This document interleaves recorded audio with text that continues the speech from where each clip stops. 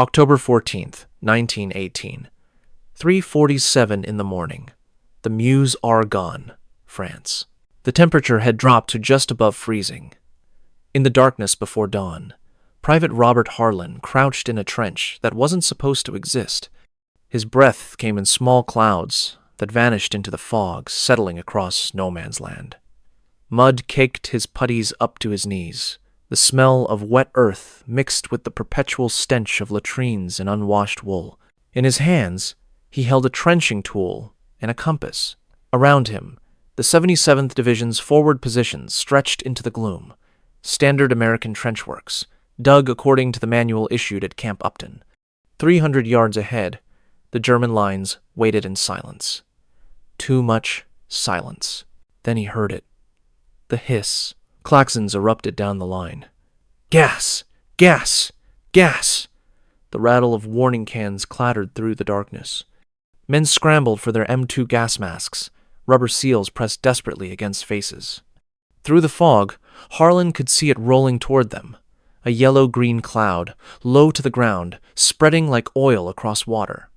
Chlorine, mixed with phosgene. The Germans had launched their fourth gas attack in 6 days. The standard American trenches, dug straight and deep like the manual specified, were about to become death traps. Gas was heavier than air. It would pour into those regulation trenches and settle, turning them into killing channels where men would choke despite their masks, drowning in their own lungs as the chemicals burned through tissue. Harlan looked at the 40 yards of trench he'd spent 3 nights illegally modifying. His captain had explicitly forbidden it. We follow U.S. Army regulations, private. Not some farm boy's ideas about drainage. But Harlan had grown up managing water flow in Minnesota wheat fields. He understood something the manual writers didn't. And for the next 90 minutes, as gas rolled across the American positions, his backwards trenches would do something impossible. They would breathe. Robert James Harlan was not born to be a soldier. He came from Worthington, Minnesota, a farming town in the southwestern corner of the state where the land stretched flat and endless under big skies. Born in 1896, he was the second of 4 sons to Thomas Harlan, who worked 160 acres of wheat and corn, and Mary Harlan, who kept the books and managed a household that never had quite enough to go around. Robert learned about water the way other boys learned their letters. In that part of Minnesota, spring meant snowmelt flooding the fields. Summer meant praying for rain, but not too much. Fall meant harvesting before the weather turned. Water was everything. Too much and your crops rotted in the ground. Too little and they withered before harvest. His father taught him a lesson when he was 12, standing in a field where water had pooled after 3 days of rain. See how it sits here, Robert? Dead water. No movement. That's what kills the roots. Thomas Harlan dragged his boot through the mud, creating a small channel. But if you give it somewhere to go, even just a little flow, the plants can breathe. It's not about keeping water out. It's about keeping it moving. Years later, in a trench system in France where gas settled like deadly water, that single sentence would save 47 lives. Before the war, Robert worked the farm like his brothers, but he also took a job with the county road crew during winter months when farm work slowed. He learned about grading, about drainage ditches, about how to move water away from roads before it froze and destroyed them. He wasn't brilliant or ambitious. He was methodical, patient, and he understood that water always found the lowest point. The war reached Worthington in the spring of 1917. President Wilson declared war on Germany in April. By June, the draft registration began. Robert registered at the county courthouse on June 5, 1917, along with 93 other men from the township. He was 21 years old. The poster at the courthouse showed Uncle Sam pointing. "I want you for U.S. Army." His father said little when Robert left for Camp Upton on Long Island that September. His mother packed his trunk with wool socks she'd knitted and a Bible. His brothers promised to manage the harvest. At Camp Upton, Robert trained with thousands of other draftees, most from New York City, many of them immigrants who barely spoke English. The training was rushed. 12 weeks instead of the 6 months, British and French veterans said, was necessary. They learned to march, to salute, to shoot the M1903 Springfield rifle, to fix bayonets and charge straw dummies. Robert qualified as a marksman, but showed no particular aptitude for soldiering. He was assigned to the 77th Infantry Division, Company M, 308th Infantry Regiment. They called them the Metropolitan Division because most came from New York's boroughs. Robert was one of the few actual farmers. During the brief training, while others drilled in bayonet practice, Robert spent his off hours studying the camp's drainage systems. Camp Upton had been hastily built on Long Island, sandy soil, and heavy rains that fall turned parts of it to swamps. He watched how some barracks areas stayed dry, while others flooded. He noticed the grade of the ground, the way smart construction crews had built slight elevation differences, how they'd created runoff channels that weren't obvious but kept water from pooling. His bunkmates thought it odd. "Harlan's studying mud again," they'd joke. "What's the matter? Farm boy? Miss your pigs?" He'd shrug. "Just looking at how they manage the water. Who cares? We're going to France to fight, not dig ditches." But in the trenches of France, every soldier became a ditch digger, and understanding how those ditches worked would become the difference between breathing and drowning. The 77th Division shipped out in March 1918. They arrived at Liverpool, crossed to Le Havre, and spent April and May in training areas behind the lines, learning from British and French instructors who'd survived 4 years of war. The veterans tried to teach them what the manuals couldn't: how to survive gas attacks, how to move through wire, how to recognize the difference between harassing fire and a real barrage. Robert absorbed it all, but what struck him most was the trenches themselves. The British showed them elaborate systems: fire trenches, support trenches, communication trenches, all connected in zigzag patterns. The French showed them different designs, shallower but with better overhead cover. Everyone had their own doctrine. What Robert noticed was the gas problem. The instructors were frank. Gas settles in trenches. Heavier than air, you see. Chlorine, phosgene, mustard, they all sink. Your mask keeps you alive if you get it on quick enough. But if the gas concentrations are high enough, if it settles and stays, you'll breathe it through the mask eventually. The filters get overwhelmed. The solution, they said, was speed. Get the masks on fast, wait for the gas to dissipate, hope the wind shifted it away. But Robert kept thinking about his father's words. Dead water. No movement. In June 1918, the 77th Division moved to the Baccarat sector in Lorraine for their first taste of frontline duty. It was considered a quiet sector, good for breaking in green American troops. The trenches there were inherited from French units, standard design, deep and straight, dug according to doctrine established in 1915. On June 23rd, the Germans launched a gas attack. It was Robert's first. The klaxon sounded at dawn. He got his M2 mask on in 8 seconds, just like training. The gas, chlorine mixed with phosgene, rolled into the trench like fog. Through the mask's eyepieces, he watched it settle, greenish-yellow, heavy, pooling in the bottom of the trench where men stood. Even with the mask, he could taste it, a metallic, bitter taste that leaked through imperfect seals. Men coughed inside their masks. Some panicked, tearing them off, which meant death. 3 men in his company died that morning. 11 more were evacuated with burned lungs, coughing blood, drowning in their own fluids. Robert spent that afternoon on burial detail, then returned to the trench. He studied it with new eyes. The trench was 6 feet deep, straight for 30 yards, then a right-angle traverse, then straight for another 30 yards. Standard design. The manual said this was correct, deep enough for protection from rifle fire, traverses to prevent enfilade. But the gas had settled in the straight sections and stayed there for over an hour. No wind, no movement, dead air, dead water. That night, Robert sketched an idea in his notebook by candlelight. He showed it to his section sergeant, a Brooklyn ironworker named Mike O'Brien. "Sarge, what if we modified the trench floor?" O'Brien looked at the sketch. "What am I looking at?" "A grade. See? If we dig the floor at a slight angle, maybe 1 inch per yard, sloping toward these sumps, I'd dig every 50 feet. The gas would flow down naturally to the sumps, and we could." "Stop right there, Minnesota." O'Brien handed back the notebook. "We dig trenches according to the manual, captain's orders.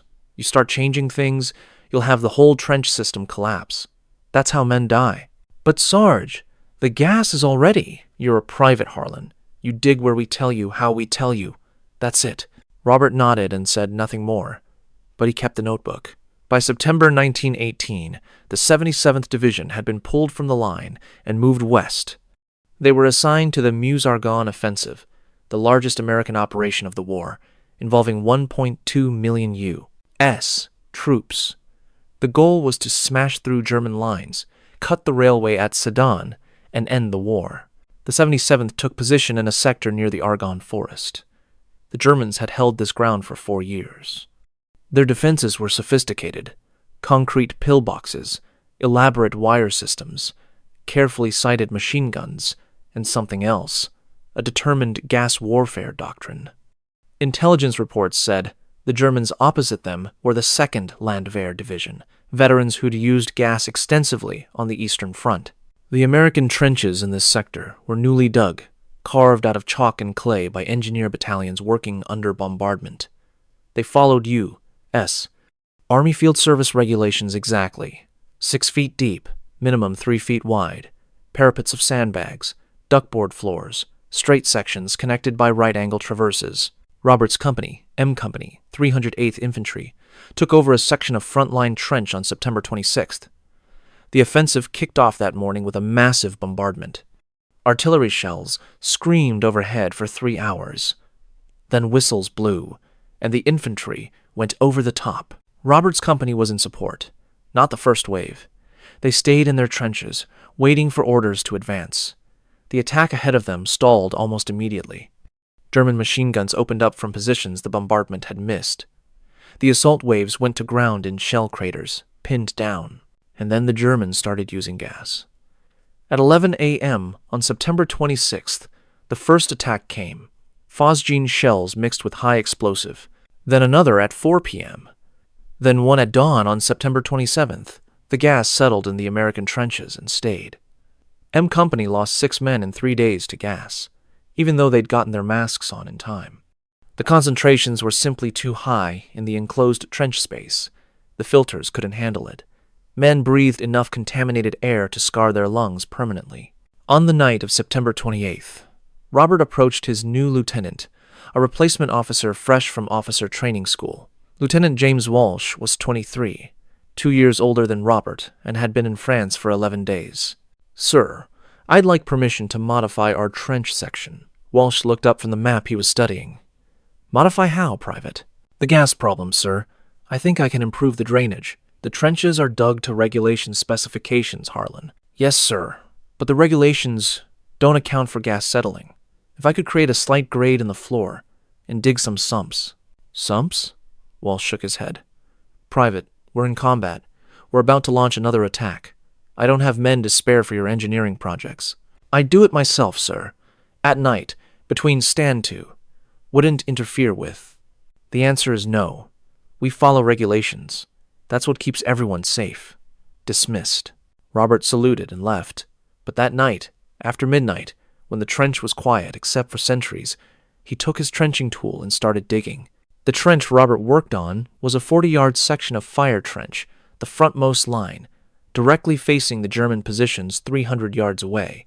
It was occupied by 1st Platoon, M Company, roughly 40 men divided into 4 sections. He started at the southern end, at the junction with a communication trench that led back to the support lines. Working in darkness, moving slowly to avoid noise, he began regrading the floor. The concept was simple. The existing trench floor was level, or nearly so. Gas settling in it had nowhere to go. It just sat there, concentrated, lethal. Robert's plan was to create a gradient, so subtle that men walking wouldn't notice, but enough that gas would flow. He calculated 1 inch of drop per 3 yards. Over the 40-yard section, that was 13 inches total, just over a foot.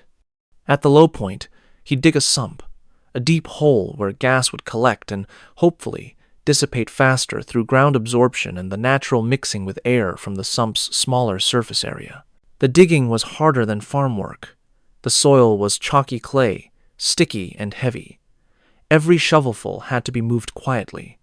He couldn't just pile it on the parapet. That would be obvious. Instead, he spread it thin along the existing parapet, increasing its thickness by inches, invisible in darkness. He worked from 1 a.m. to 4 a.m. that first night, when stand to began. He managed to regrade 6 yards. His shoulders ached, his hands blistered. But the slope was there, subtle, precise, angled toward where the sump would be. The next night, September 29th, a corporal from 2nd Section noticed what he was doing. "Harlan, what the hell are you doing to our trench?" "Improving the drainage." "Did the lieutenant authorize this?" I asked. He said no. "And you're doing it anyway?" The corporal, a Bronx Italian named Sal Moretti, stared at him. "You know they can shoot you for disobeying orders, right?" "It's not an order. It's regulations. I'm not changing the width or depth or position, just the floor angle." "Jesus, Minnesota, you're crazy."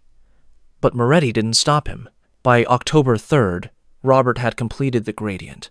The 40 yards now sloped consistently, imperceptibly, toward the southern end. At the junction with the communication trench, he dug a sump 4 feet deep, 2 feet square, lined with pieces of wood duckboard to prevent collapse. The sump was deep enough that gas flowing into it would collect below the level of the trench floor. It would concentrate there, yes, but in a smaller volume, away from where men stood. And the sump was positioned at a junction where ventilation was better. Air flowing from the communication trench would help disperse it. On October 5th, Lieutenant Walsh made an inspection and noticed the sump. "Private Harlan, what is this?" "A drainage sump, sir." "Did I authorize you to dig this?" "No, sir." Walsh's face reddened. "I specifically told you not to modify this trench." "Yes, sir. But, with respect, sir, the gas attacks are killing our men. This gives the gas somewhere to go instead of sitting in the trench with us." "You're not an engineer, Private.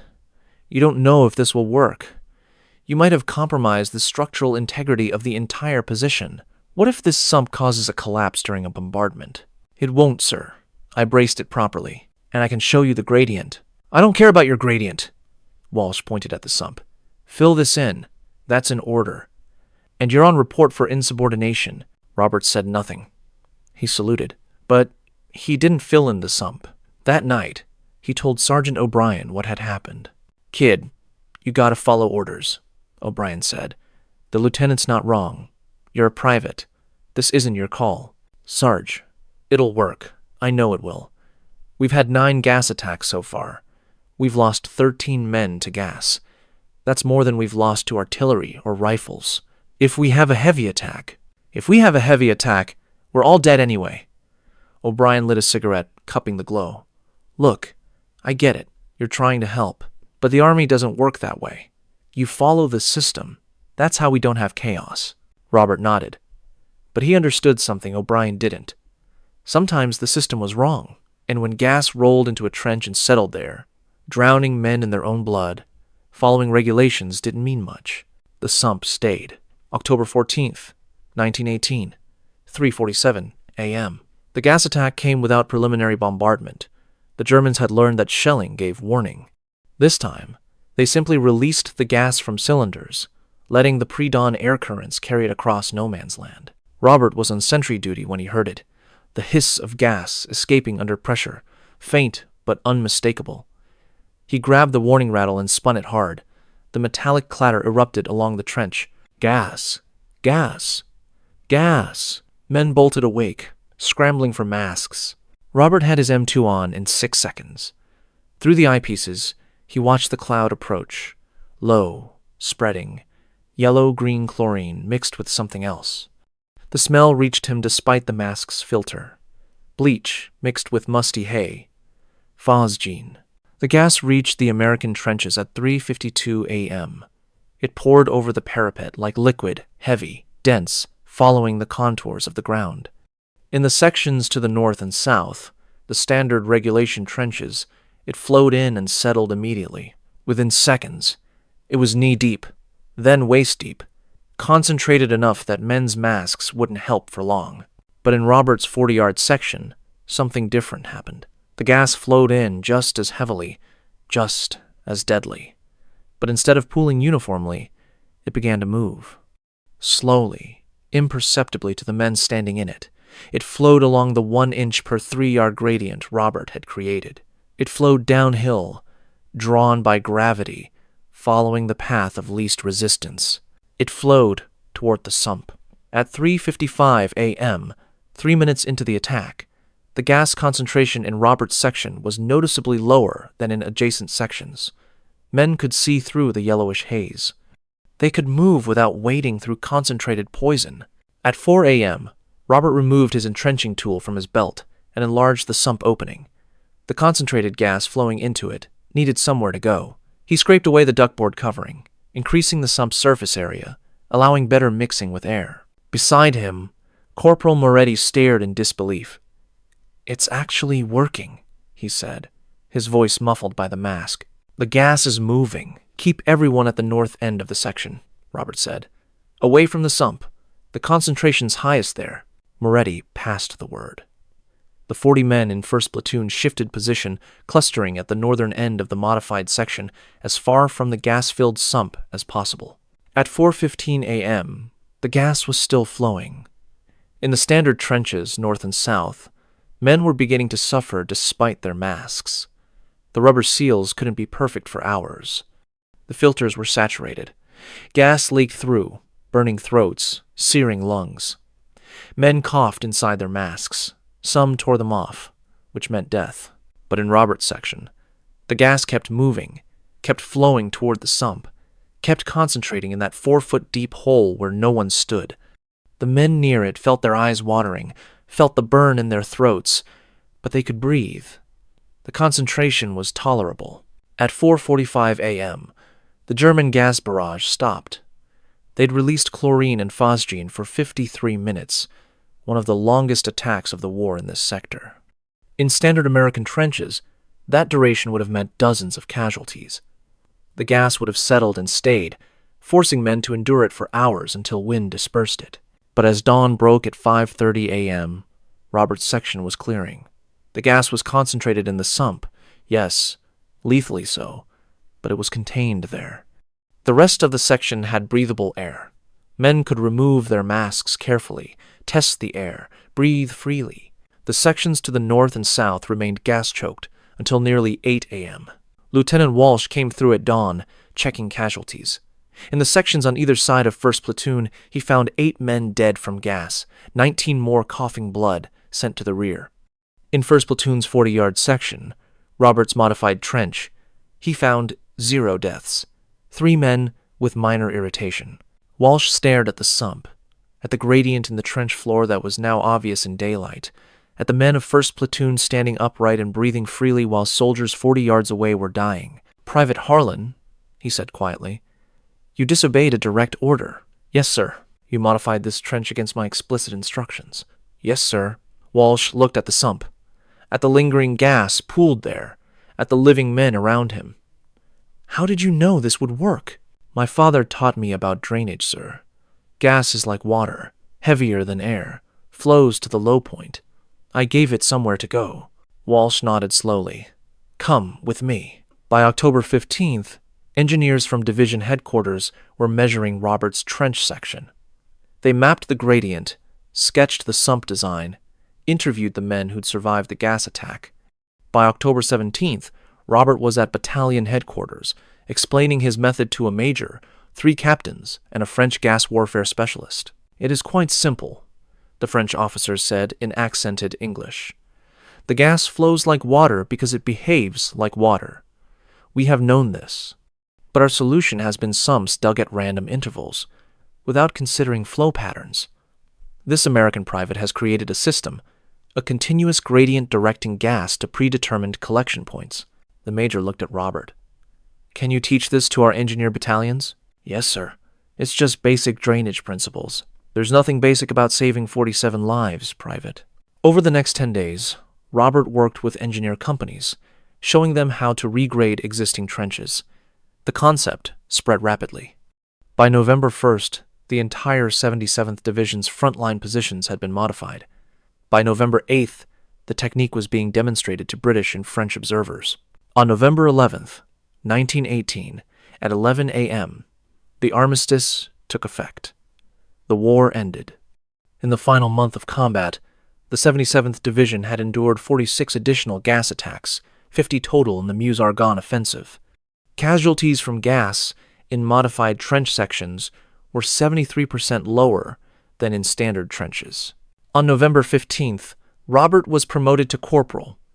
On November 20th, he was awarded the Distinguished Service Cross. The citation read, "For extraordinary heroism in action near the Meuse-Argonne, France, October 14th, 1918. Private Harlan, through initiative and technical skill, devised a trench modification that saved numerous lives during prolonged enemy gas attacks." Robert accepted the medal and said simply, "I just gave the gas somewhere to go." After the armistice, Robert Harlan returned to Worthington, Minnesota, arriving home on March 8, 1919. He married Ellen Swenson, a schoolteacher from a neighboring farm, in June of that year. He returned to farming his father's land, growing wheat and corn on the same 160 acres where he'd learned about water and drainage. He worked as a farmer for 37 years. He served on the local school board. He helped dig drainage ditches for the county, using the same principles he'd applied in France. He raised 3 children, 2 daughters and a son. He rarely spoke about the war. When asked at American Legion meetings, he'd shrug and say, "Just did what made sense.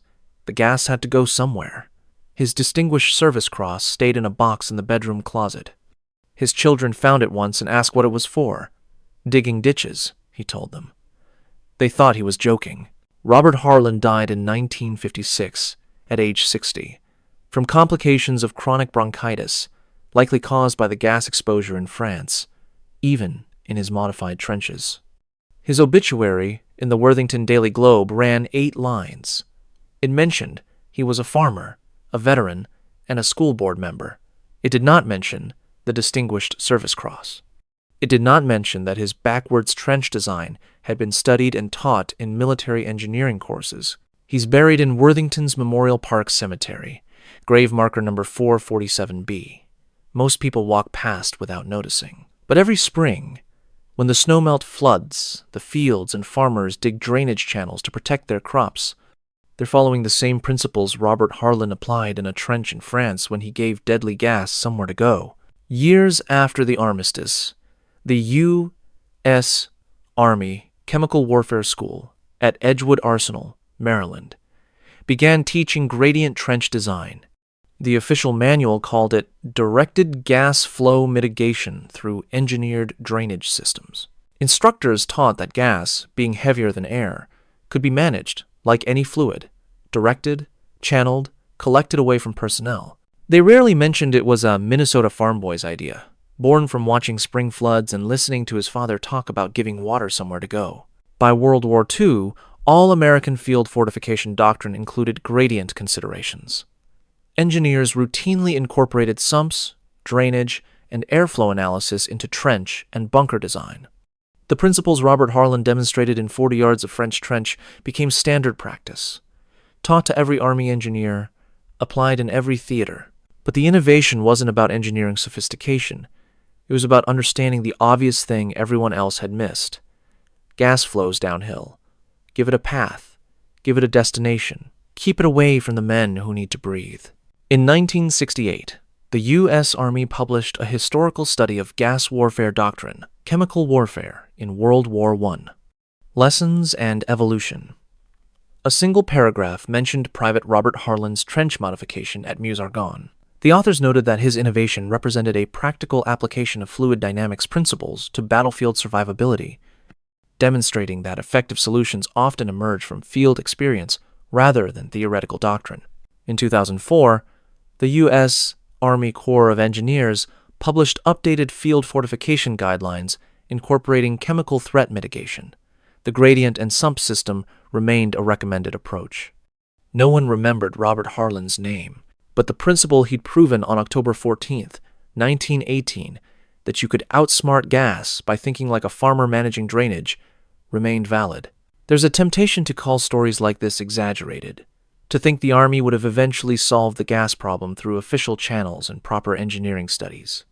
We like to believe that wars are won by grand strategy and proper doctrine, not by farm boys digging sumps against orders.